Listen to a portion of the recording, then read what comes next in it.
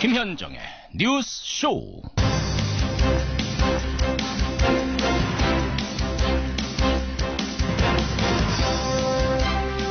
애청자 여러분, 새해 인사 한 번 더 드려야겠습니다.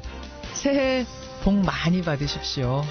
오늘 새해 첫 출근길, 새해 일상의 출발선에 섰습니다. 지난해 묵은 때는 다 털어버리고 새로운 각오로 새해 여정을 떠나보시죠. 오랜만에 미세먼지도 줄고요. 시정은 맑음입니다. 미세먼지보다 더 뿌옇던 남북관계도 모처럼 맑음입니다. 북한의 김정은 위원장 신년사 평창을 직접 언급할 줄은 몰랐습니다. 평창올림픽의 성공적 개최를 진심으로 바란다. 누구와도 대화하겠다 했죠. 물론 내 책상엔 핵버튼이 있다면서 미국에 대한 경고는 빠뜨리지 않았습니다. 이걸 두고 어떤 이들은 본격적인 해빙 무드가 된 거 아니냐 기대를 걸기도 하고, 또 어떤 이들은 미국과의 이간책 아니냐 비판을 하기도 하는데요. 있는 그대로 보고 취할 걸 취하면 됩니다. 지금 우리에게 제일 좋은 건 북한 팀이 평창에 와서 안전올림픽이 보장되는 거죠. 그리고 스킨십을 한 번이라도 더 늘리면 좋은 겁니다. 분명한 건 과거의 얼음 상태보다는 훨씬 낫다는 사실. 기대가 되는 새해 아침입니다. 김현정의 뉴스쇼 출발하죠.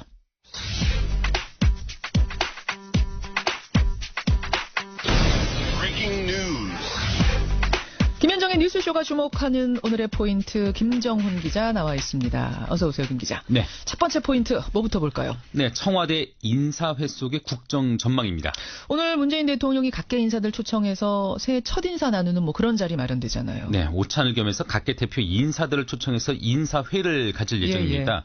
눈길을 끄는 점이 있다면요, 국회와 정당, 사법부, 행정부, 경제계뿐만 아니라 노동계, 여성계, 또 문화예술계, 그리고 시민사회 인사들이 초청 대상에 올랐다는 것이거든요.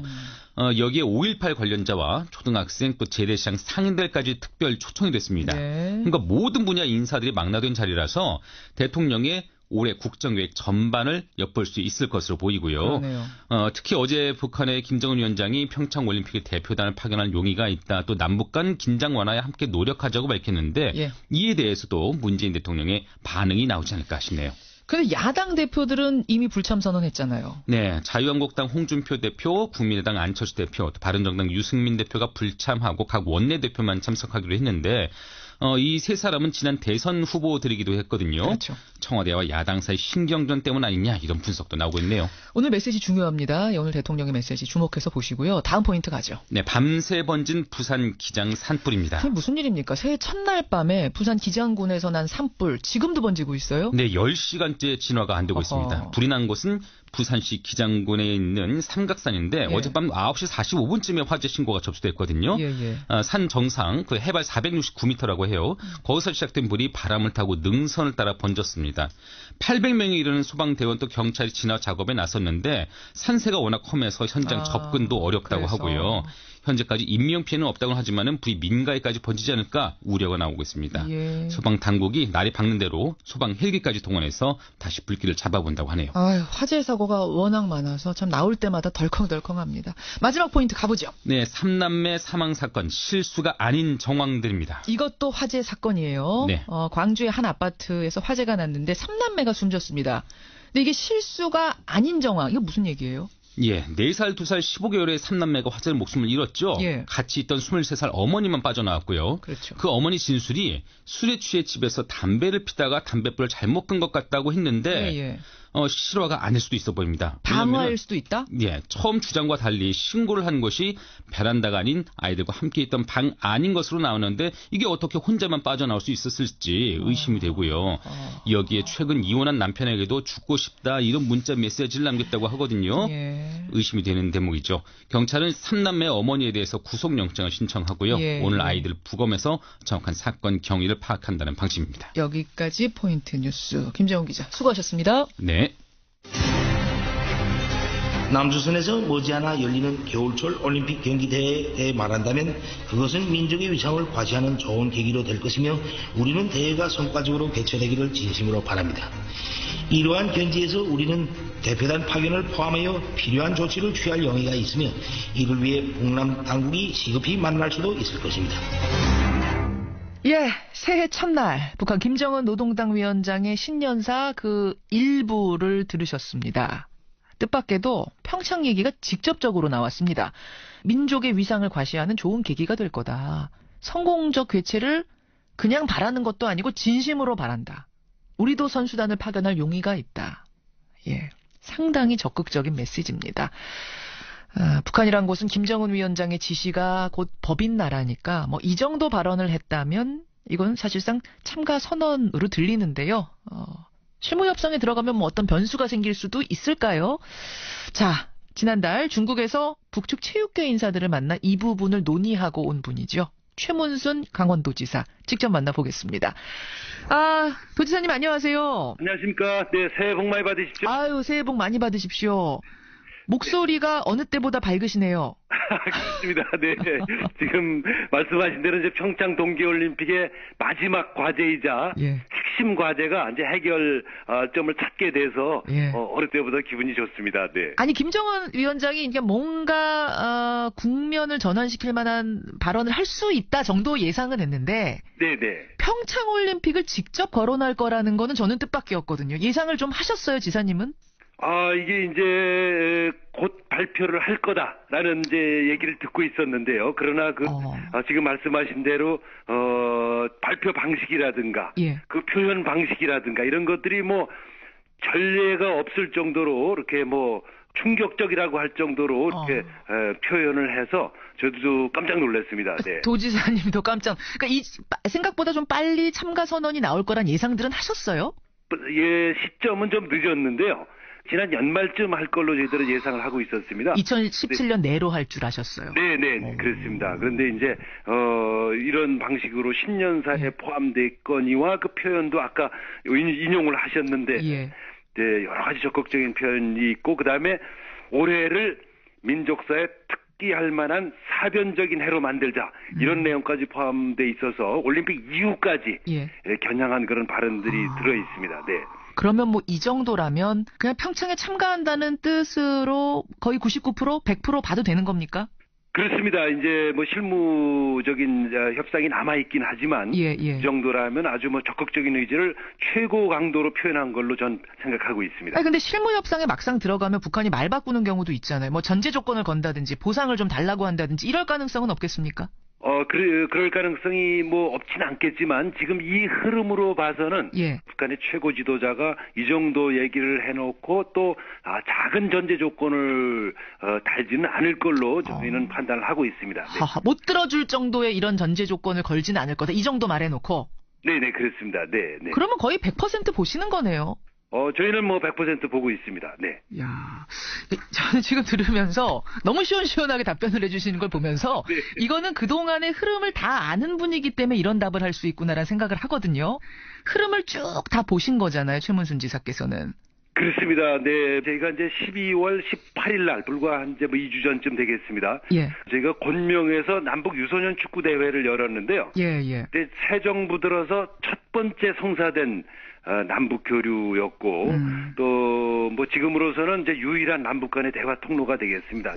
저희들이 그 대회를 올림픽 참가 징검다리 대회가 될 것이다. 그래서 이제 남북 간의 스포츠 대탕틀 저희가 계속 추진을 해왔는데 징검다리가 될 것이고 저희가 그때 합의를 한 게 1월 15일 날 이달 15일이 되겠습니다. 2주쯤 후가 되겠습니다. 징검다리 대회를 한 번 더 여는데 이때는 이제 강원 FC하고 425 체육단이라고 있습니다. 북측에. 그렇죠. 425 체육단이 이제 우리로 말하면 국군 체육부대인데요. 이게 이제 성인 대회를 공식 경기를 열기로 했습니다. 그러니까 한 번 더 합의를 했고 또 6월 달에는 평양에서 대회를 연다. 그리고 10월 달에는 우리 강원도에서 대회를 연다. 이게 6월, 10월까지 전부 합의를 해놓은 상태이기 때문에 이 흐름을 타고 가면 이렇게 크게 어긋날 일은 없을 걸로 저희는 생각하고 있습니다. 아니 그때 그 중국으로 이제 만나시러 가던 그때만 해도 북한은 피겨 출전권, 그러니까 평창 올림픽 피겨 출전권을 땄던 것도 포기하고 평창에 참가 가능성 아주 희박한 상태였거든요. 그렇습니다. 그 상태에서 출발하신 거예요. 그렇습니다. 네. 그게 뭐가 그들의 마음을 움직인 겁니까? 제가 가서 움직인 건 아닌 것 같고요.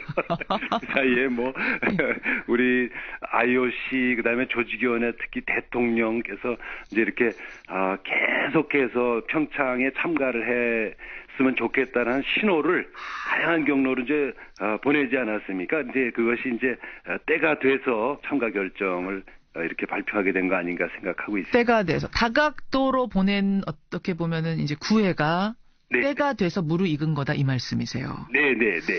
우리가 어떤 먼저 보상을 해주겠다거나 이런 거 건 건 없는 거죠?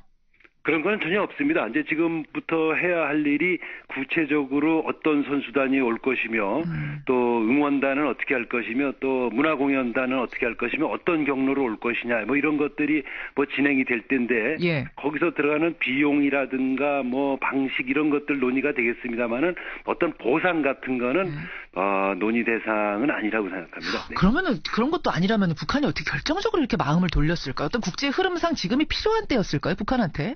지금까지 북한은 이제 정치와 스포츠를 계속 분리하는 정책을 펼쳐왔었습니다. 근데 작년 4월에 여자 아이스하키 팀이 왔었는데 예. 그때도 굉장히 긴장이 높을 때였습니다.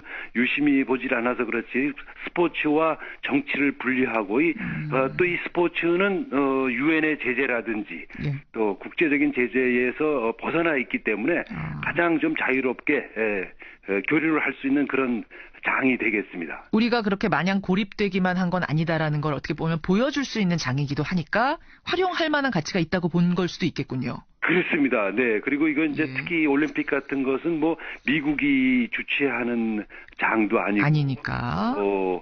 남한이 주최하는 장도 아니고 전 세계적인 이벤트이기 때문에 예. 본인들이 참가할 명분이 뚜렷하고 분명하다고 생각하고 있는 것 같습니다. 그렇군요. 그럼 우리로서는 북한이 참가했는데 그때 미사일을 쏜다든지 이럴 리는 없으니까 안전이 확보되기 때문에 또 좋은 거고. 그렇습니다. 이제 이게 되면서 참가를 해주면 예. 그 자체가 상당히 국제적인 이슈가 되면서 흥행에도 도움이 될 걸로 생각하고 있습니다. 그러네요.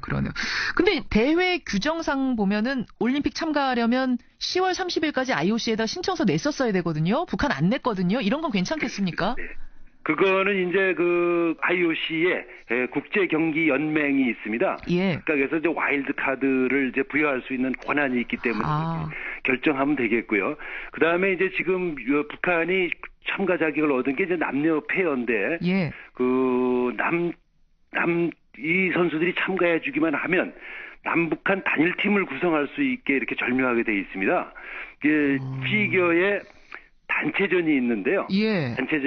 단체전에 메달이 1개 걸려 있는데 그 단체전이 남자 싱글, 여자 싱글, 그 다음에 남녀 페어, 아이스 댄싱 이렇게 4종목으로 구성이 됩니다. 예. 근데 그 중에서 우리는 남녀 싱글하고 아이스 댄싱인데 남녀 페어가 없습니다.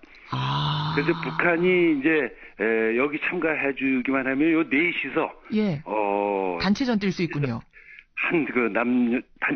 단체팀을 만들 수가 있습니다. 한반도기 걸고 그러면은 한 팀이 되는 거예요? 피겨 단체전 부분에서는? 그렇습니다. 그게 절묘하게 그렇게 이제 우리가 없는 쪽을 북측이 갖고 있어서 예.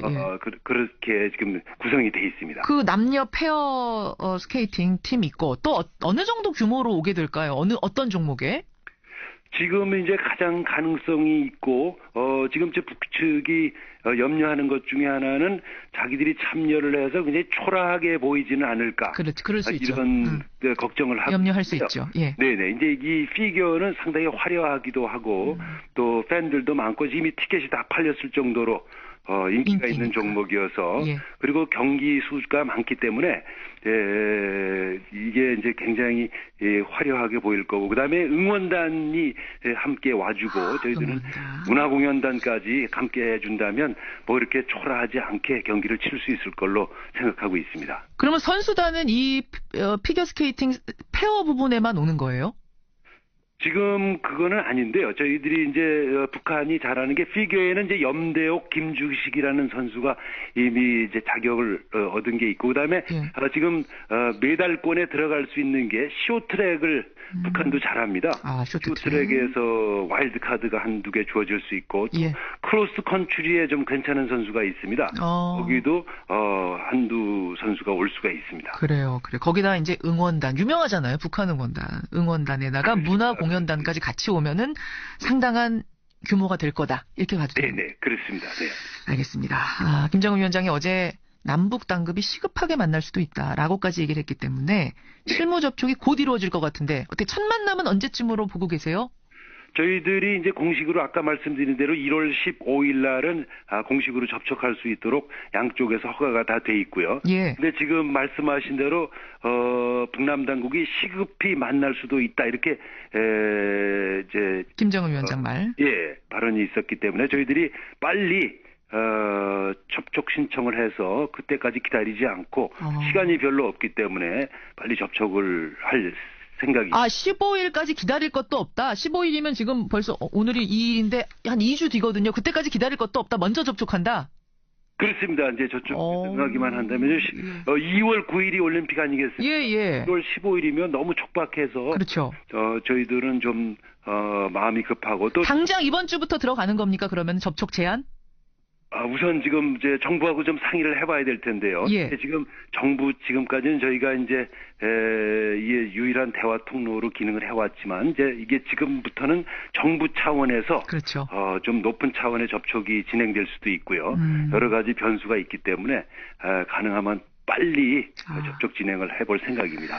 알겠습니다. 최문순 지사가 중국에서 큰일을 하고 오셨네요. 지금까지 이제 접촉 채널로서 역할을 했고 이제부터는 정부 차원으로 공식 채널로 이 바톤을 넘기는 요 시점입니다. 고생 많으셨고요. 고맙습니다. 네. 최 지사님 뭐 자주 나오시는 분이 아니니까 제가 나오신 김에 하나만 좀 삼선 도전은 결심을 하셨죠? 이제 올림픽을 좀 치러봐야 되겠습니다. 아까 올림픽만 성공적으로 되면은 이 결심한 것에는 지장은 없을 거다, 변경은 없을 거다 이렇게 보면 됩니까? 도민들께서 평가를 나오든지 말든지 아마 도민들을 시키시는 대로 하겠습니다. 도민 시키시는 대로 마음 결정하셨네요. 그러면. 그렇지만 이제 평창 올림픽이 있기 때문에 이거 잘 치르고 나서 최종 선언한다 이렇게 보면 되겠군요. 알겠습니다. 고맙습니다. 여기까지 오늘 말씀 듣겠습니다. 고생 많이 하셨습니다. 고맙습니다. 감사드립니다. 고맙습니다. 강원도 최문순 지사였습니다. 김성환의 행간 시사평론가 김성환 씨 오늘도 나오셨어요. 어서 오십시오. 네, 안녕하세요. 청취자 송광섭님, 김금댕님 등등이 어제 김성환 씨의 소원을 들으시고는 꼭 그 소원 이루어지기 바랍니다. 이런 격려 문자를 이런 팬들 계세요. 감사합니다. 모두 대박나는 세상이 됐으면 좋겠습니다. 오늘 사실상 이제 첫 출근길이거든요. 행간 뭐 가지고 오셨어요? 어제는 말씀하셨던 것처럼 새해 주목해야 될 3가지 이슈를 좀 정리를 해봤는데요. 오늘부터는 새해부터 달라지는 것들은 어떤 게 있는지 한번 살펴보려고 합니다. 달라지는 것들? 문재인 대통령도 신년사에서 국민이 피부로 느낄 수 있는 변화를 만들겠다 이렇게 얘기를 했는데요. 과연 얼마나 변할지 이건 좀 지켜봐야 되겠지만 이 새해부터 달라지는 것들 어떤 게 있는지 이 뉴스의 행간을 좀 살펴볼까 합니다. 상당히 많이 변하죠. 1시간을 소개를 해도 시간이 모자랄 것 같아요. 그 정도예요? 전체적으로 32개 정부 부처의 제도와 240여 개 법규가 바뀝니다. 제가 다 소개해드릴 수는 없고요. 연말 행간에서 말씀드렸던 것처럼 출퇴근 사고도 앞으로 산재로 인정이 된다. 이건 참고해 보시면 좋을 것 같고요. 중증 질환, 희소 난치성 질환의 의료비는 한도 없이 세액 공제가 가능해진다. 한도 없다. 주차된 차량에 흠집을 내고 인적사항을 남기지 않으면 처벌이 된다. 음주운전에 적발된 차량은 무조건 견인 조치가 된다. 이런 것들이 피부에 와닿을 수 있는 변화라고 할 수 있을 것 같습니다. 그 많은 변화들 중에 김성환 씨가 뽑아오신 2018 새해부터 달라지는 것 3가지 보죠. 첫 번째는 오르는 것과 내리는 게 있다입니다. 뭐가 오르고 뭐가 내려요? 이 오른다는 말을 들었을 때 가장 싫은 게 어떤 걸까요? 뭐 공공요금 오른다, 물가 오른다, 세금 오른다. 그렇죠. 세금 오른다가 일단은 제일 주목될 만한 것인 것 같은데요. 뭐 서민들하고는 거리가 좀 먼 얘기입니다. 핀셋 증세라고 하죠. 예. 이 과세 표준 3억 원 초과 5억 원 이하 구간의 세율이 38%에서 40%로, 예. 5억 원 초과 구간의 세율이 40%에서 42%로 높아집니다. 오르는 것. 법인세도 오르는데요. 법인세 최고 세율이 22%에서 25%로 인상이 됩니다. 그런가 하면 오른다는 말이 기분 좋게 들리는 것도 있습니다. 어떤 겁니까? 최저시급. 17년 만에 최대폭 올랐죠. 예. 시간당 최저임금이 7,530원으로 인상이 됩니다. 요건 말입니다. 오늘 저희가 2부에 인터뷰가 하나 준비되어 있는데 네. 뭐 편의점주를 비롯해서 자영업 하시는 분들의 생각은 조금 불편할 수도 그분들한테는 큰 걱정거리더라고요. 네, 요건 네, 2부에서 맞아요. 좀 자세히 여러분 들어보세요. 그리고 또 오른다는 말을 굉장히 반겨할 만한 사람들이 있습니다. 어떤 거요? 군에 간 병사들입니다. 군인들. 병장은 월급이 21만 6천 원에서 40만 5,700원으로 88%가 오릅니다. 오, 많이 오르네요. 이등병은 16만 3천 원에서 30만 6,100원으로 오릅니다. 이야. 참고로 제 군대 있을 때 이등병 월급이 6천 원이었습니다.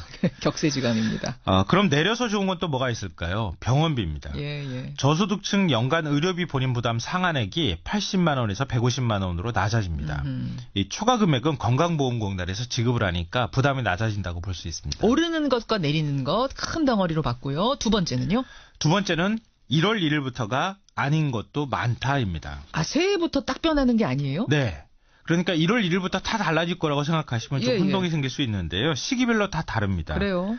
특히 양도세 중과 이거는 4월부터 시작이 되는데요. 정부가 파리 부동산 대책을 발표하면서 다주택자들에게 집 팔라 이렇게 얘기했잖아요. 집 팔 시간을 주겠다 이런 거군요. 예. 그 시한이 3월 말로 다가옵니다. 예. 그러니까 내년 4월 그러니까 올해 4월 1일부터 거래가 적용이 된다고 생각하시면 되는데요. 예. 다주택자가 이후에 서울과 경기, 부산, 세종 등에서 집을 팔면 10%포인트의 가산세를 내게 됩니다. 그렇죠. 이거 참고해 보시면 좋을 것 같고요. 그리고 이제 아니면은 임대업으로 등록을 해라 이런 얘기도 그렇죠. 맞아요. 이 근로소득자가 도서 공연비를 지출하면 소득공제율을 30% 적용하는데요. 예. 이건 내년 7월부터 한도가 올해 7월부터 자꾸 올해하고 내년하고 헷갈리는데요. 올해입니다. 올해 7월부터 한도가 100만 원으로 늘어납니다. 아하. 시기를 잘 살펴서 준비하시는 게 좋을 것 같습니다. 예. 마지막은 뭡니까? 마지막 세 번째 달라지는 것들은 하던 대로 하면 안 된다입니다. 하던 대로 하면 큰일 나는 것들 뭐가 있어요? 노쇼. 식당을 예약해놓고 나타나지 않아서 소상공인들한테 피해를 주는 것. 노쇼라고 부르잖아요. 예약 펑크 내는 거요? 예.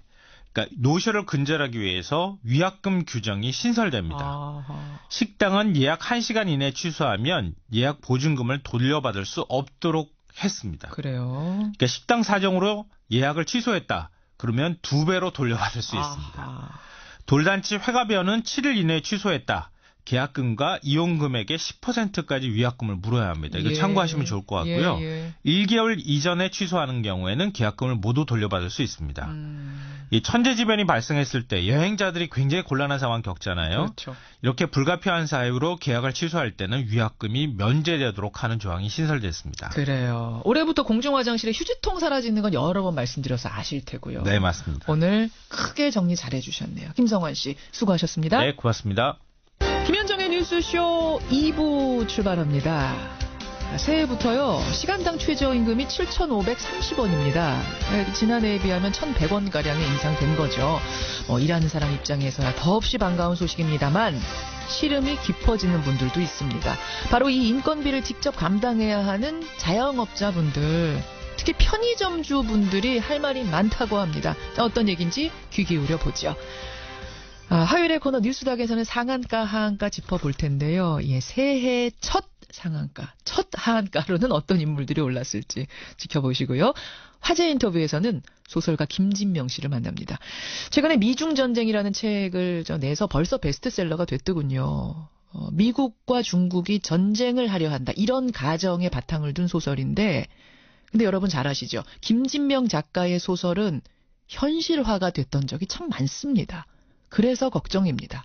자, 어떻게 내다보고 있는 건지 직접 듣겠습니다. 50원에 담은 100원의 장문 유료 문자 샵 1212 카톡 레인보우까지 열어놓고 출발합니다. 훔쳤다고 점주로부터 신고를 당해서 경찰에 연행까지 됐던 사건 기억하시죠?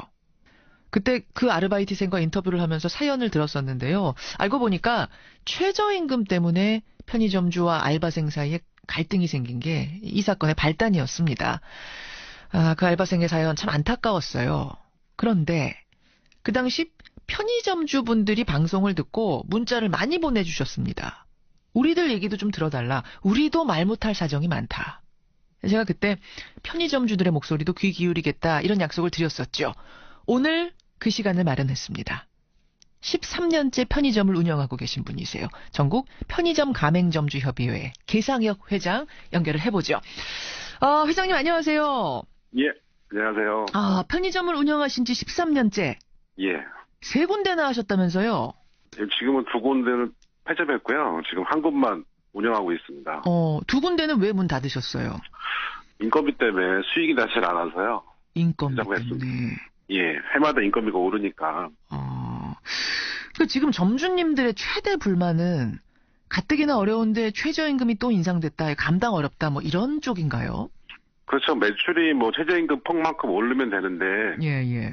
뭐 수입은 늘지 않았는데 지출이 더 나가는 셈이니까 불만이죠. 작년에 6,470원 시급에서 올해 7,530원, 한 16.4% 인상이 됐어요. 예.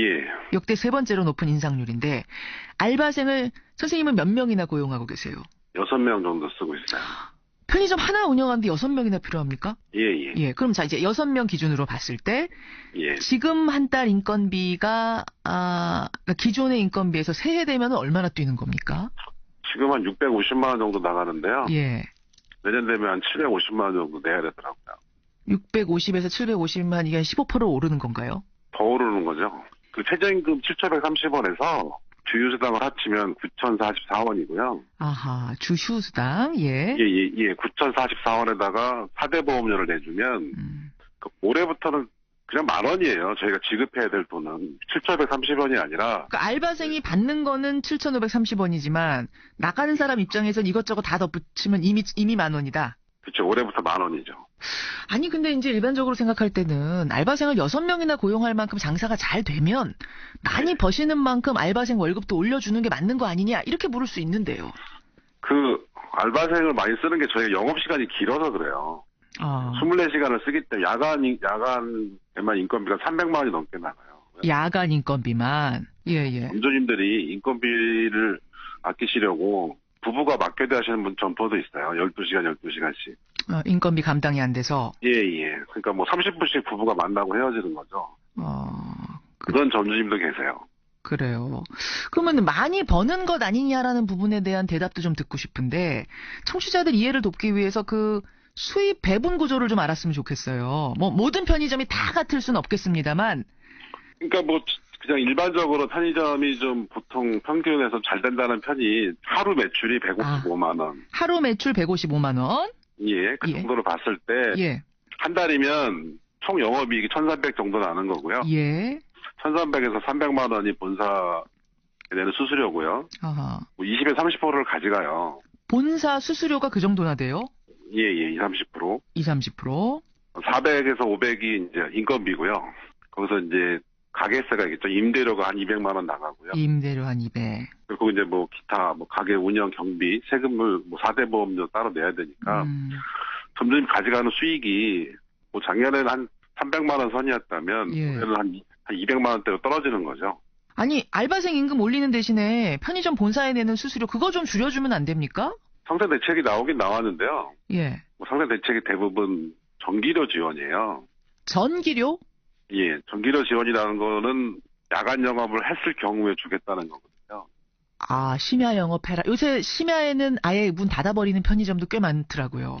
예, 그렇죠. 인건비 부담이 너무 커서. 그것도 인건비 부담 때문에. 예, 심야 영업을 안 하지 못하게 하는 거죠. 이 정도 갖고 상생안이라고 우리 저 점주들이 생각하기는 어렵다.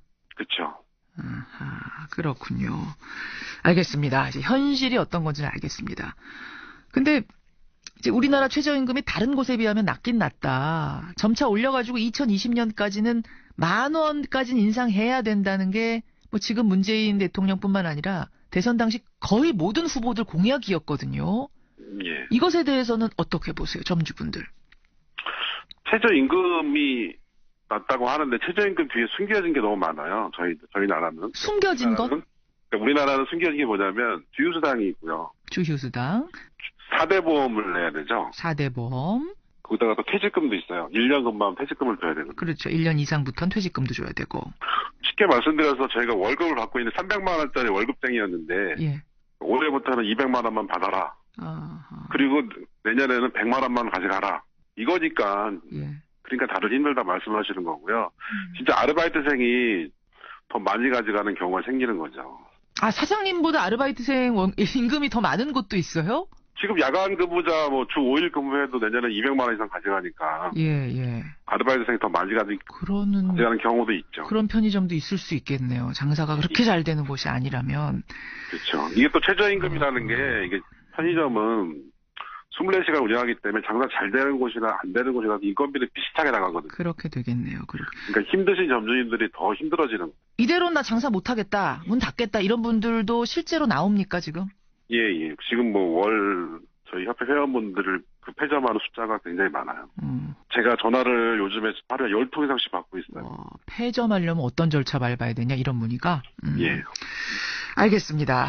하지만 이제 정부가 대책을 내놓긴 내놨어요. 뭐냐면 최저임금 인상분 가운데 일부는 보전을 해주겠다 정부가.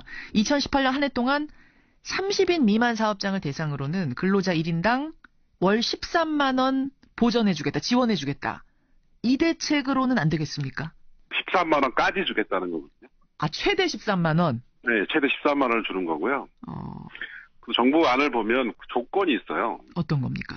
고용보험에 가입을 한 근로자에 한해서 주는 거고요. 아니, 고용보험을 가입하면 되는 거 아닌가요? 그러니까 고용보험만 가입하는 건 문제가 없는데 이 4대 보험이 같이 나오니까. 4대 보험까지 같이 해야 되니까. 그러면 4대 보험료가 보통 14%인데 그러니까 9% 받으려고 10%를 내는 거죠. 현실적으로는 신고 안 하고 이거 안 내는 곳들도 많군요. 지금 현재는 그냥 금방 그만두기 때문에. 금방 그만두기. 3개월에서 일했는데 난 4대 보험 필요하다 그럼 당연히 들어줘야 되는 게 맞다고 보는데. 예. 그거를 들어줘도 싫어하세요. 아르바이트생들이. 싫어해요? 왜요? 아니 왜 대부분 근로장학금도 있고 대학생 같은 경우는. 예. 대부분 부모님 밑에 다 지금 의료보험이 돼 있는데 따로 떨어져 나가야 되는 거니까. 학생들 같은 경우는 번거롭다 오히려. 네. 잠깐 할 건데. 그렇죠. 잠깐 할 건데 직장이 아닌데. 그러니까 양쪽에서 욕을 먹어요. 그 양쪽에. 욕을 내주고도 근로자를 왜 신고했냐고 욕을 먹고 저쪽에서 왜 신고 안 했냐고 욕을 먹고. 참 듣다 보니까 말 못할 속사정들이 있네요. 편의점의 경우 이렇고 지금 자영업 하시는 분들도 다 비슷한 사정들 가지고 계시는 거예요? 그렇죠. 똑같죠. 다. 그래요. 알겠습니다. 예, 편의점주 연맹의 회장, 편의점 운영하고 계시는 분 만나고 있습니다. 아무튼 최저임금 인상은 지금 시행이 결정된 상태입니다. 자영업 하시는 분들까지 다 합치면 정말 많은 분들하고 연결된 문제인데 오늘 그분들 대표해서 나오셨거든요. 예. 꼭 하고 싶은 말씀 있다면 청취자들께 한 말씀 하시죠. 방금 전에 비닐봉투 때문에 신고당한 아르바이트생 얘기가 나왔는데. 예. 지금 우리나라 법에는 근로자가 피해를 당하거나 불이익을 당하면 나라에서 금방 구제를 해줘요. 예. 근데 반대로 아르바이트생이 점주한테 피해를 끼쳤을 때는 구제할 방법이 없어요. 구제받을. 문을 잠그고 집에 간다든가, 돈을 빼간다든가. 지금까지는 사실은 사용자들이 항상 갑의 위치였기 때문에 약자인 을을 보호하다 보니까 그쪽 법이 강화된 건 사실이거든요. 지금은 이제 반대로 그거를 이용하는 경우가 생기니까. 악용하는 경우가 생긴다. 그 친구들 힘들게 일하는 걸 알겠는데, 그 친구들을 보호하는 것도 맞아요. 맞는데, 사용자도 보호를 해줘야 된다고 생각을 해요. 그걸 말할 데가 없는 거죠. 없지 않았을까. 그래서 그날 그렇게 편의점 주분들이 하소연 문자를 보내주신 거군요. 본사와 아르바이트생 사이에 끼어서 고생하는 편의점주들의 이야기를 듣는 느낌이에요. 다 같은 의리예요. 아르바이트생이랑 똑같은 의리라고요. 똑같은 의리다. 알겠습니다. 최저임금이 올라서 아르바이트생들도 더 인간답게 사는 것에 대해서 반대하시는 건 아니다. 하지만 같은 을 입장에 있는 자영업주들, 편의점주들의 입장도 좀 고려해달라, 현실적인 대안 마련해달라, 이런 호소로 정리하면 되겠습니까?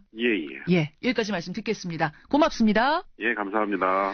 예, 편의점을 운영하고 계시는 분이세요. 전국 편의점 가맹주 협의회 회장 개상혁 씨였습니다.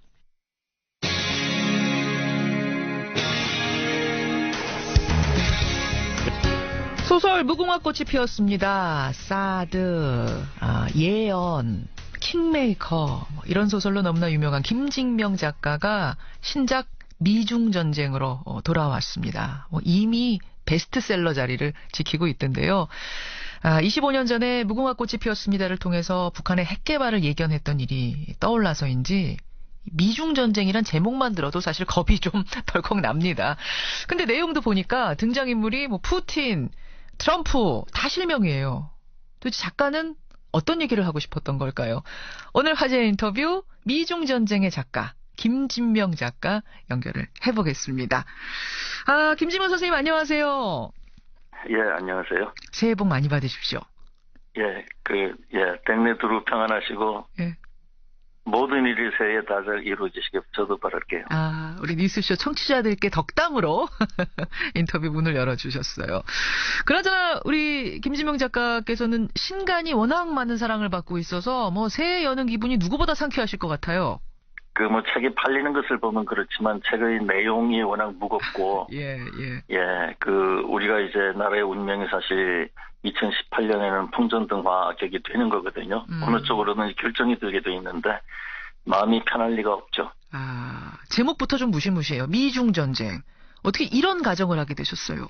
이것이 이제 지금 북한 핵 문제가 첫 보면은 북한만의 문제인 것 같지만, 사실은 이 미국과 중국의 대결이거든요. 그렇죠. 그러니까 이 모든 것이 다 이 과거 중국이 힘이 약할 때는 없는 문제인데, 지금 중국이 급부상하면서 이제 이 북한 핵도 또 이 미국으로서도 이 북한 핵을 도화선 삼아가지고 중국하고의 이제 문제를 일으켜야 되는 그런 필요가 생겼거든요. 그래서 이제 북한 핵의 본질은 미중전쟁이다.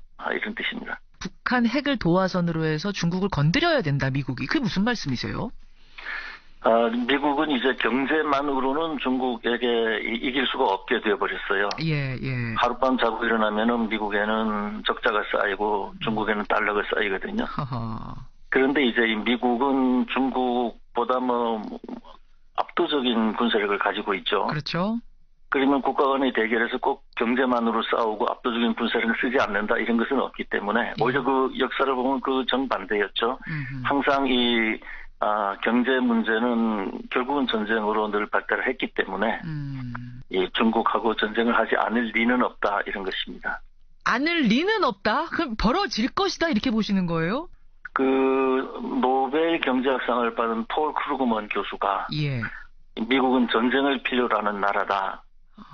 라고 단언을 하고 있거든요. 그러니까 이 미국은 수십만이 전쟁을 해온 나라고, 그렇죠. 기본적인 이유는 언제나 경제였기 때문에 지금 미국은 경제가 너무 나쁜 상태이고 중국한테 이제 100% 지기 때문에 그렇게 되면 달러가 대폭락을 하게 되거든요. 그러니까 달러가 기축 통화로서 역할을 못하고 세계 주요 원자재를 달러 아닌 다른 통화로 결제를 하게 되면은 미국은 완전히 망합니다.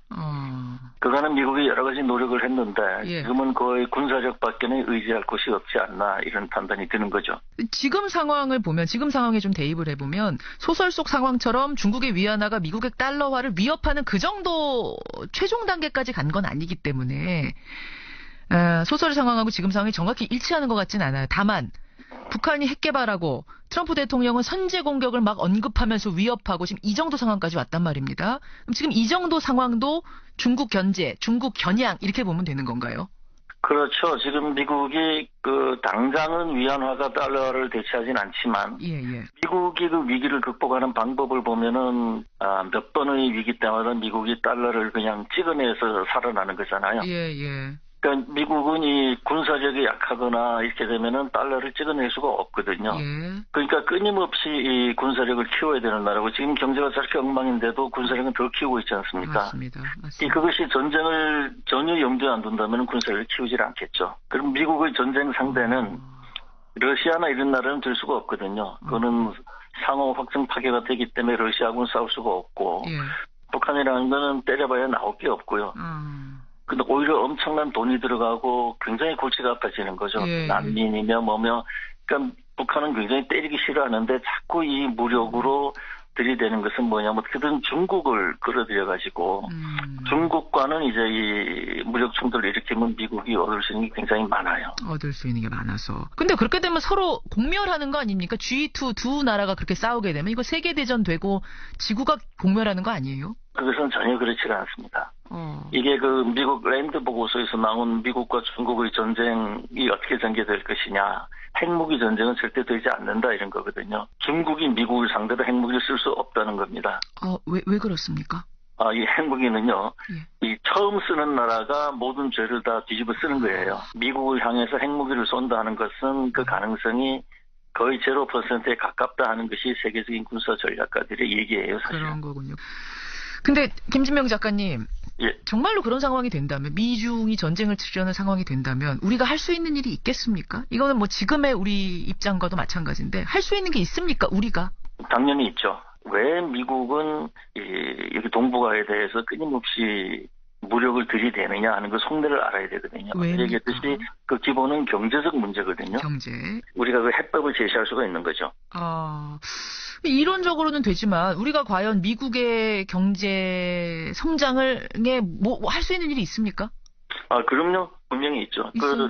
지금 우리 자체가 우리를 너무 작게 볼 필요가 없어요. 예. 우리가 창의적인 아이디어를 가지고 미국의 입장, 중국의 입장 다 헤아리면은 얼마든지 아이디어가 나오고 또 해나갈 수가 있습니다. 믿고 싶습니다. 믿고 싶습니다. 정말 방법은 있어야 되겠고요. 패배주의에만 빠져 있어서는 이게 될 일이 없다는 그 말씀도 맞습니다.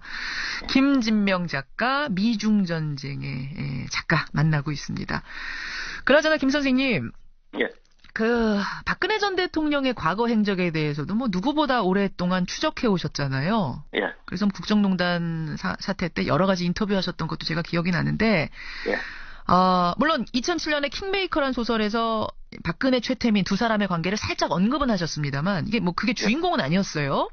예. 박근혜 전 대통령 주인공으로 해서 소설 한번 써볼 뭐 이런 구상은 새해에 없으세요? 그러면 제가 쓸만한 가치를 느끼지를 못하니까요. 그건 아니고요. 가치를 아예 못 느끼세요? 네, 그럼요. 그리고 지금 이제 우리나라가 그야말로 풍전등화의 위기에 빠져 있는데, 예. 지금 생각할 것도 많고 쓸 것도 많거든요. 쓰게 되신다면 어느 부분에 주목하시겠습니까? 그렇죠. 그게 사실 국정농단의 뿌리가. 예.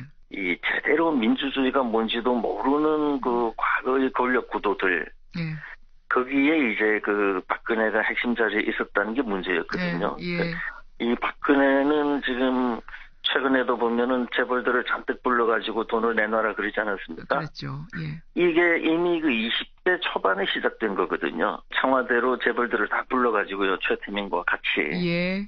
돈을 너무 쉽게 이렇게 받아냈고 이런 것들이 지금 40년 이상을 계속 그분의 머릿속에 남아있다는 얘기거든요. 그게 이제 죄인지도 모르고 20대 때부터 최태민과 함께 했던 일이란 말씀이신 거죠. 권력은 오히려 더 겸손해야 되고 더 깨끗해야 되고 고개 숙이고 섬겨야 된다 이런 생각과는 전면 반대로 저 하늘 꼭대기에서 재벌을 불러서 돈 내놔 하면은 무조건 내놓는다 하는 그런 그 잘못된 정치관을 가졌던 것이 국정농단의 그 원씨앗이에요. 예. 그래서 만약에 그런 걸 쓴다 그러면 그 우리 정치의 그 전 근대적 이 모순 구도 그런 걸 쓰는 중에 이제 박근혜가 한 대표로 나올 수는 있겠지만 박근혜 본인의 그 국정농단을 메인 테마로 해서 쓰기에는 너무나 가치가 없게 생각된다는 거죠. 알겠습니다. 가치조차 없다. 참, 이 말씀이 참 씁쓸해집니다. 예, 우리 현실 같은 느낌도 들어서 우리 청취자들을 위해서 아까 덕담은 주셨고요.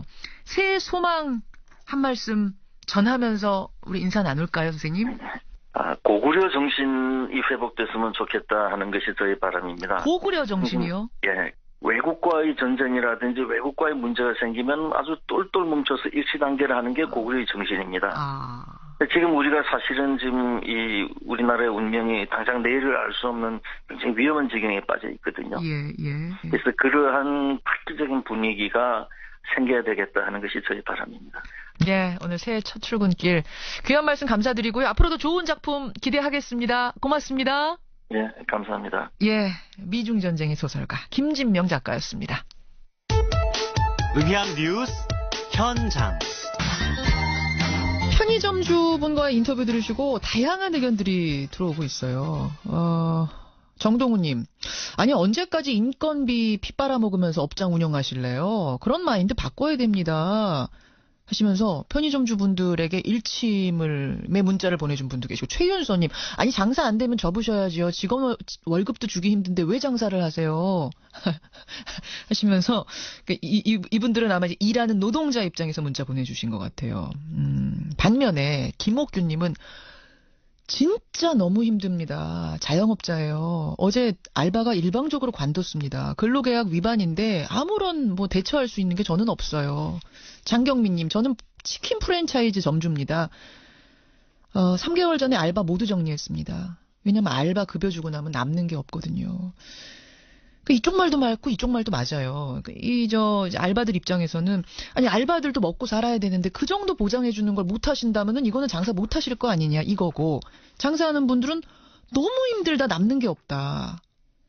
다른 각도에서 이 사안을 보는 문자들도 꽤 많습니다. 9093님. 잘 들어보니까요.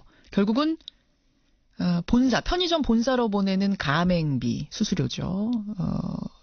그리고 임대료. 이런 게 더 문제인 것 같다. 전동성 님도 편의점주의 불만이 가맹 본사 그리고 건물 임대주에게 향해야 할 듯합니다. 7073 님도 결국 소상공인과 알바들은 다 약자 같네요. 문제는 임대료, 본사 폭리 이게 아닐까. 결국 약자들끼리 싸우는 꼴이 돼서는 안 되겠다. 이런 중재 문자들도 꽤 많이 들어왔다는 거. 이게 단순한 일이 아니라는 생각이 드는 게 문자가 상당히 많이 들어왔습니다. 최저임금 문제. 고맙습니다. 3702님은 김진명 작가 인터뷰 들으시고 근데 왜 새해 정초부터 불안감을 조성하십니까? 이러셨는데 이건 소설의 결말이 이미 보도로 많이 나가서 제가 그냥 말씀드릴게요. 미중 전쟁은 결국 안 일어납니다. 예, 소설에서는 안 일어납니다. 걱정하지 마시고요. 결국은 방법을 찾아냅니다. 경고성이라는 거. 그만큼 우리가 경각심을 갖자라는 차원으로 받아들이시면 될 것 같아요. 고맙습니다. 뉴스닥 넘어가 보죠. 뉴스쇼 증권시장 뉴스닥 새해에도 두 분 나오셨어요. 세미래정책연구소 허성무 소장님 어서 오십시오. 예, 새해 복 많이 받으세요. 새해 복 많이 받으십시오. 예. 바른정당 이준석 노원병 당협위원장 어서 오십시오. 네, 안녕하세요. 복 많이 받으시고요. 예, 복 많이 받으세요. 건강하시고요. 예. 이준석 위원장이 젊으니까 그러네. 자꾸 죄송합니다. 올해도 또 허준석이라고. 허성무 소장님 건강 잘 챙기셔야죠. 예. 건강 잘 챙기셔야죠. 감사합니다. 두 분은 소망은 이제 워낙 많이들 말씀하시니까 그거 말고 새해에 이런 부분은 좀 바뀌었으면 좋겠다. 우리 사회 보면서 이런 거 혹시 생각하신 거? 너무나 많은 것들이 있는데요. 최근에 있었던 일로 말씀드리면 안개가 있죠. 공항에. 공항 안개? 예. 그렇죠. 이제 국제선 같은 경우에는 안개가 끼면 거의 대안이 없습니다. 못 출발해요. 국내선 같은 경우에는 그래도 다른 선택적 교통편이 있지 않습니까? 근데 제가 경험을 쭉 해보면은 이 항공사들이 미리 출발이 안 될 가능성이 있으니까 고민을 선택을 할 수 있도록 해줘야 되는데 언제나 공항에 와서 안 된다. 이렇게 되니까 다른 교통수단을 선택할 가능성을 차단해버리죠. 그래서 이제 안개라는 게 자연재해이기 때문에 어쩔 수는 없지만 그러나 이제 고객들의 선택의 폭을 넓혀줘야 되는데 대안은 찾을 수 있으니까 항공사들이 자신들의 이제 손님을 놓치지 않기 위해서 자연재해라는 이유 하나만으로 계속 승객들에게 모든 희생을 강요하는 게 아닌가. 겪으셨군요 최근. 그런 것들을 좀 개선할 필요가 있다는 생각이 듭니다. 제가 정작 그날 이제 며칠 전이죠. 인천공항에 해무가 껴가지고 비행기 출발 못할 때 지인이 미국에서 오느라고 제가 마중 나갔다가 6시간 동안 그 공항에 앉아 있었거든요. 그게 원래 인천공항이 해무가 좀 안 끼는 연간 일수가 좀 적은 곳으로 이제 선정해서 지은 건데 미세먼지 때문인지 굉장히 그날 심해가지고 공항 앞에 운전을 가는데 진짜 한 20m 앞이 안 보이더라고요. 그 정도였어요. 그러니까 그날? 비행기가 못 뜨고 내리죠 그날은. 그 정도. 공감하시는 거예요. 이 바뀌었으면 좋겠는 거. 허준석 왜 두 분을 자꾸 한 몸으로 만드는 저희 개그맨 패밀리 같은 거 하나 해야 되는 거 아닌가 모르겠네요. 이게. 바뀌어야 하는 거. 이준석 위원장 어떤 거요? 저는 좀 제가 최근에 이제 연말 연시에 저는 지역에서 정치를 하고 있다 보니까 음주 때문에 제가 진짜 미친 줄 알았습니다. 송년회 자리마다. 네, 그러니까 이게 다들 저도 좋은 마음에 마시고 했지만은 다 좋은 분들 만나고 하니까. 근데 그 다음날 일어나 보면은 너무 과했나고 후회가 밀려들기도 하고. 숙취. 예, 몸이 축났습니다. 그래서 올해는 좀 술 말고 좀 다양한 어떤 회식 문화를 만들 수 있는. 특히 선거가 있기 때문에 더 마실 겁니다. 평소보다 정매분들이. 맞아요. 그래서 좀 다른 문화, 뭐 차도 있고. 이게 좋은 제안이에요. 예. 같이 공연 보러 가고 뭐 이런 거. 예, 그렇긴 하지만 그게 이제 보편화는 잘 안 돼요. 우리 또 술 문화가 워낙 술 인심이 좋아요. 우리나라가 그래요. 네, 어디 가서 인사하면은 먼저 술부터 한 잔 권하는데 그걸 거절하면은 권한 사람이 이제 굉장히 예의 없는 것처럼 되잖아요. 불쾌하게 생각하시니까 어쨌든 뭐 망가지든 어쨌든 받아서 열심히 꿀떡 잘 마시는 이런 모습 보여드려야 되고 아마 그런 게 이제 지역 활동하면서 이준석 의원도 굉장히 스트레스일 텐데 그래서 젊으니까 나아요. 허 소장님은 더 괴로우시다. 오늘 두 분이 아주 찰떡 공감을 하고 계시는데 좋습니다. 그런 문화들 좀 바꿨으면 좋겠다. 여러분의 문자도 좀 보내주시고요. 이번 주 주제 들어가겠습니다. 오늘은 상한가부터 가죠. 상한가. 허 소장님. 예, 이제 뭐 올해 지방선거가 있지 않습니까? 예. 어제 오늘 뭐 언론에 난리가 났어요. 모든 게 이제 지방선거 출마자들의 지지율, 여론조사, 또 누가 나오는가 뭐 이런 건데요. 결국은 뭐 이번 주 한 주 내내 그럴 거라 보고요. 선거가 끝날 때까지 이제 계속될 텐데. 맞아요. 결국은 지방선거 중에서도 서울선거, 시장선거 꽃이거든요. 가장 뜨겁죠. 예, 뭐 시장 후보, 실제로 시장이 되고 싶은 분들도 많지만 또 그런 여론조사의 노출을 위해서 이름을 올리는 분들도 많이 계시고. 그래요, 실제로? 예.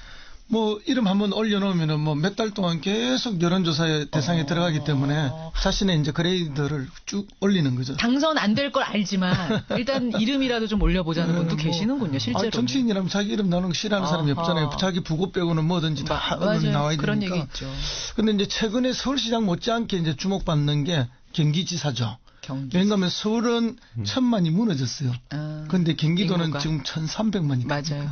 그러니까 이제 뭐 예를 들어서 서울시장을 뭐 장미꽃이라 하면은 경기지사는 뭐 한여름에 핀 뭐 그 뭐죠 이런 큰 그 꽃들. 한여름에 갑자기 꽃 이름이 생각나는데. 한여름에 그거. 예, 그런 느낌의 주목을 받는 그런 자리가 돼서 당장 해도 그렇지 않습니까? 뭐 여당에서는 이재명 성남시장이 이미 뭐 확정된 것처럼 이야기하지만 도전하는 전해철 의원이 대중적 인지도는 낮지만 급속하게 이렇게 따라붙는 양자구도처럼 보여주는. 당에서는 또 조직이 탄탄하죠. 그렇죠. 그런 것 때문에 이제 전해철 의원도 이제 대중적 인지도가 순식간에 따라 올라가는 이런 구도가 나올 거기 때문에 지방선거에서 광역단체장에 나온다는 거는 뭐 한 5, 6개월 동안 끊임없이 언론으로부터 집중 조명을 받는 좋은 정치적 기회다 이렇게. 그래서 서울시장, 경기지사 후보들 출마 예상자들을 상한가로 그렇습니다. 꼽으시는 그래서 거예요. 그래서 누구나도 한번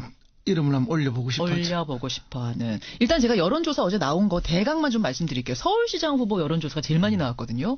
국민일보, 동아일보, 한국일보, MBC 다 했는데 일단 네 군데 모두 1위는 박원순. 이었습니다. 네 군데 모두 박원순. 2위는 좀 달라요. 국민일보에는 나경원, 동아일보 유승민, 한국일보 유승민, MBC 안철수. 2위부터는 좀 다릅니다만 1위는 박원순. 어떻게 보세요, 이준석 위원장? 뭐 여기서 제가 봤을 때 유승민 의원은 지금까지 몇 번 의사표명을 받지만 절대 안 나갑니다. 절대 안 나갑니까? 네, 근데 또 여론조사에서 빼달라는 요청은 안 하잖아요. 원래 이거 빼달라고 하면 빼주거든요. 그거 뭐예요, 그거?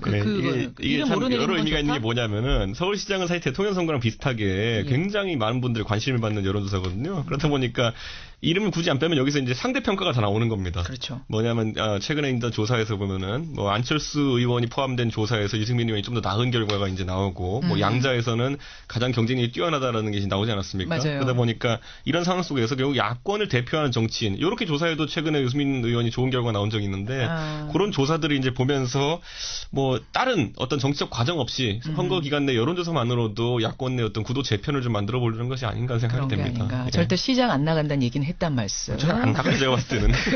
그래요. 자, 상한가 주셨고요. 이준석 위원장의 상한가 누굽니까? 저는 안철수 대표를 이번에 상한가 골랐는데요. 안철수 대표는 지난주에 허 소장께서 상한가 골라오셨는데 이번에는 이 위원장이 상한가를 골라오셨네요. 저도 거의 이거 처음인 것 같은데 안철수 의원을 제가 이제 골랐던 게 사실 이번에 바른정당 입장에서 봤을 때 안철수 대표가 국민의당과 바른정당의 연대 또는 통합을 위한 어떤 여러 가지 행보를 하는 것에 대해서 몸이도하면서 봤습니다. 솔직히 최근까지도. 몸이도하면서 되겠는가? 예. 그래서 뭐 이 투표도 과정도 그렇고 그 전에 이제 뭐 포럼을 하는 것도 그렇고 언행도 그렇고 보면은 이게 안철수 대표가 결국에는 또 어느 시점에 소위 말하는 호남계의 반발에 못 이겨서 이제 또 의사를 좀 접는 것이 아니냐. 철수하는 거 아니냐 또. 그렇죠. 그리고 심지어 그때 기자회견 할 때는 이제 김대중 정신 이런 것들을 언급하면서 다시 호남계에 구애하려는 것이 아니냐라는 생각했는데 이번에 확실히 좀 결과가 좀 일단락된 것 같아가지고 이 부분에 대해서는 추진력이 좀 돋보였던 어떤 한 주였던 것 같습니다. 근데 뭐 지난번에 제가 말씀드렸지만은 안철수 의원이 칼자루를 쥐고 있고 호남계 의원들이 칼날을 쥔 그런 상황이기 때문에 이게 밀고 갈 수밖에 없는 거거든요. 근데 어제 박지원 의원 제가 인터뷰를 했어요. 투표율 23%밖에 안 나오지 않았느냐. 3분의 1에 못 미쳤기 때문에 이건 무효다. 그리고 우리는 강하게 저지할 거고 전당대회 이상돈 전당대회 의장이 개회 선언도 안 할 거다. 전당대회에서 통과 못하면 통합 무효다 이러시던데요. 예, 그거는 이제 정치적으로 충분히 하실 수 있는 이야기고 정치적으로는 그렇게 얼마든지 또 해석이 가능한 거지만 당헌 당규상에 꼭 그 방법이 아니라도 갈 수 있는 것이고 또 당헌 당규상에 24% 투표가 무효라는 당규가 별로 없는 것으로 해석의 여지가 좀 여러 가지 있어요. 사실. 그렇기 때문에 그건 이제 정치적 공격과 해석에 불과하다. 저는 그렇게 보고요. 물론 이제 완전한 형태의 통합이 되질 않지 않습니까? 어쨌든 호남계 중진을 중심으로 해서 당이 깨어지면서 가는 통합이기 때문에 그 통합의 시너지가 얼마가 날지는 사실은 의문점이 조금 있습니다. 이제 그렇지만 지금처럼 가만히 있으면 안철수 대표 같은 경우 정치적으로 굉장히 뭐랄까요 코너에 몰릴 수밖에 없는 그런 상황인데 어쨌든 판을 흔들어서 뭔가 새로운 구도를 만들어야 되는 입장에서는 그렇게 발 수밖에 없었다고 보는데 이 방법밖에 없었을 그게 거다. 뭐 옳고 그러냐 이 문제는 별개의 문제죠. 그러니까 이제 정치적 판을 흔들어서 이 판에서 자기의 존재감 보이고 어쨌든 이 지방선거에서 흔들어봐야 뭔가 해볼 수라도 있는 그런 상황이죠. yes or no로 답해 주세요. 먼저 이준석 위원장 이 통합 된다. 저는 된다고 봅니다. 예스. 허 소장님. 이제 이미 되는 단계로 가고 있다. 된다고 있습니다. 보세요. 그러면 된다라고 하면 박지원, 천정배 뭐 이런 분들 반대파는 어떻게 되는 거예요? 그러니까 이제 결국 그것 때문에 이제 싸움이 지리하게 나가는 거 아닙니까? 왜냐하면은 깔끔하게 떨어져 나갈 사람들 중에서 뭐 비례대표 부분을 제명을 해주면 간다 이런 게 분명히 돼서 정리가 돼서 조용하게 헤어지는 것이 아니라 그런 정치력이나 조율이 안 되니까 끊임없이 지금의 당 외표를 가지고 가야 되는 게 유리하기 때문에 서로 그 주도권을 가져가려고 싸우는 거거든요. 그렇게 이렇게 돼서 만약에 통합적으로 가버리면은 결국 호남계 의원들은 떨어져 나오는 방식이 될 수밖에 없는 거죠. 그렇게 되면 원내 교섭단체 구성이 안 돼요. 그럼 그중에 비례대표 몇 명이 떨어져 나와서 원내단체 교섭을 해줘야 되는데 그걸 안철수 의원 측에서 오케이 해줄 리가 없지 않습니까? 제명시켜줘야 되잖아요. 그렇죠. 만약에 이상돈 의원 같은 비례의원들을. 그렇습니다. 바로 그 점이죠. 그렇기 때문에 이게 더욱더 해결이 안 되고 복잡하게 이전 투구의 형식으로 싸우는데 이제 뭐 청취자들께서는 뭐 비례대표 몇 명이 뭐가 중요하냐 이렇게 하겠지만 이 원내 그 정당으로 제대로 그 교섭단체를 만들지 못하면 너무 제약이 많고 특히 선거에서 너무 어렵거든요. 너무 어렵죠. 저는 오히려 거기에 키포인트가 있다고 봅니다. 그리고 저는 이번에 이제 박지원 대표가 숫자 계산을 좀 할 것인 게요. 지금 뭐 민주당이 한 120석 되잖아요. 그런데 이제 어쨌든 국회 선진화법 180석은 너무 멀다 치더라도 뭔가 150석까지라도 도달하려면은 민당과 연대해서 할 수 있는 법안 처리에 도달하려면은 국민의당이 한 30-40명 정도의 규모가 되어 있어야지 또는 박지원 대표가 떨어져 나가서 그 정도 규모를 갖고 있어야지만 협상이 되거든요. 안 그러면 협상하지 않는데 왜 협상하겠습니까 민주당에서. 그러니까 지금 누리고 있는 제3당의 어쨌든 이쪽 저쪽에 이제 힘을 실을 수 있는 위치를 벗어나게 되는 것은 박지원 대표의 뭐 원내 교섭단체 된다 하더라도 정치적 이제 동력 자체가 상실되는 것이기 때문에 쉽지는 않을 거로 보입니다. 그렇게 보시는군요. 어쨌든 안철수 대표가 지금 상한가인 것만 분명하다. 주도권을 쥐고 있는 것만은 분명하다. 두 분 다 동의. 그런데 제가 봤을 때는 상한가까지 오는데 불구하고 뒤에 이제 너무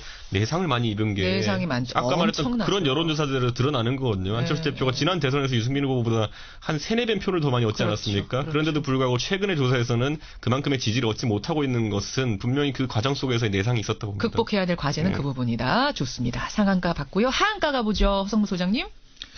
예, 저는 김성태 자유한국당 원내대표를. 김성태 원내대표, 이준석 위원장님. 저는 이번 청와대 SNS 관리자. SNS 관리자. 예. 자, 이건 누구부터 좀 볼까요? 예. 김성태 원내대표 왜 하한가 주셨어요? 예, 원내대표 당선되고 난 직후에 이제 저희가 뭐 제대로 투쟁을 하겠다. 예. 그리고 당 대표는 좀 점잖게 하시라. 덕장하시라. 홍준표 대표는 그렇게 이야기를 했죠. 네. 그래서 이제 이분이 뭐 한번 물면 놓치지 않는 늑대처럼 싸우겠다. 그래서 별명이 뭐 여의도의 늑대 이런 이야기도 나왔는데. 맞아요.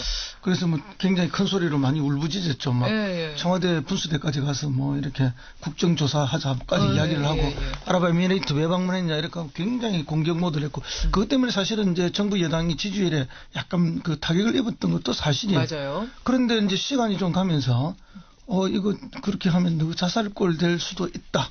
라는 이야기가 좀 나온 거 아닙니까? 임종석 실장의 UAE 아랍에미리트 방문. 이거 국정조사까지 해라라는 게 김성태 원내대표였는데 그렇게 하면은 당신들 계속 그렇게 공격을 하면은 오히려 자살골 될 수 있다. 그 분위기로 가고 있는 거예요. 예, 그렇게 되니까 이제 지난 한 주 동안 완전 꼬리를 좀 내린 거 아닙니까? 뭐 어제 정도에 뭐 우리를 협박하다니 이런 이야기를 하면서 벌컥한 그런 정도인데 결국 보면 이제 이렇게 뭐 굉장히 강하게 나왔지만 뒤에 가면은 좀 이렇게 뭐랄까요. 용두사미처럼? 그렇게 되는 게 좀, 그게 이제 대표적인 게, 지난번에 당을 깨고 나갔다가 다시 복당하는 과정이라든지, 이런 걸 보면은, 이제 김성태 원내대표가 실질적으로는 막 목소리도 크고, 폼도 많이 잡으시는데, 그래서 어떨 때는 굉장히, 세다. 이런 느낌도 많이 주시는데, 나중에 보면은 이게 뭔가, 정치적 계산이나 이해관계에 따라서, 이렇게 스물스물 사라지는 느낌이 있어서, 그래요. 그래서 특히 제가 이번에 한번 한가로 꼽았어요. 보니까 지금 이명박 전 대통령이 이런 얘기를 했어요. 나는 UAE하고 원전 이면 계약한 거 없다. 내가 말하면 폭로가 돼서 말할 수는 없는데 뭐 문정부에서 수습한다고 하니까 정리될 거다. 이게 어제 한 얘기거든요.